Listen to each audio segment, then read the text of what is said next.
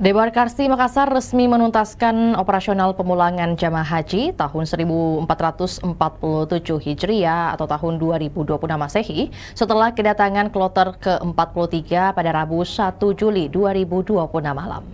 Kloter pamungkas ini membawa 244 jamaah dan petugas sekaligus menandai berakhirnya rangkaian pelayanan haji di Debarkasi Makassar yang telah memberangkatkan 16.728 orang.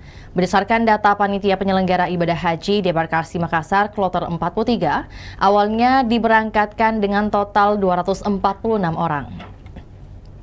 Namun yang kembali ke tanah air berjumlah 244 orang dengan rincian 93 laki-laki dan 151 perempuan. Rombongan didominasi jamaah asal Kabupaten Wajo, Goa, Bulukumba, Sulawesi Tenggara, Maros, Pangkep, Sopeng, dan Tanah Toraja. Ada juga jemaah asal Kabupaten Pindrang, Takalar, Sulawesi Barat 4 orang, Kota Makassar, dan petugas kloter. Satu jemaah Khairuddin Nurdin asal Kabupaten Sopeng telah menjalani tanasul ke kloter 41. Sementara seorang jemaah lainnya Abdul Hanan Gatta asal Kabupaten Wajo masih menjalani perawatan di Rumah Sakit AS King Abdullah Medical City Specialist Mekah sehingga belum dapat dipulangkan.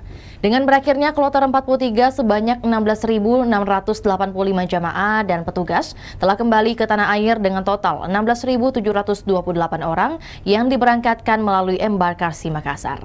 Itulah tadi berita hot news kita pada hari ini. Saksikan berita hot news lainnya hanya di kanal YouTube dan Facebook Tribun Timur.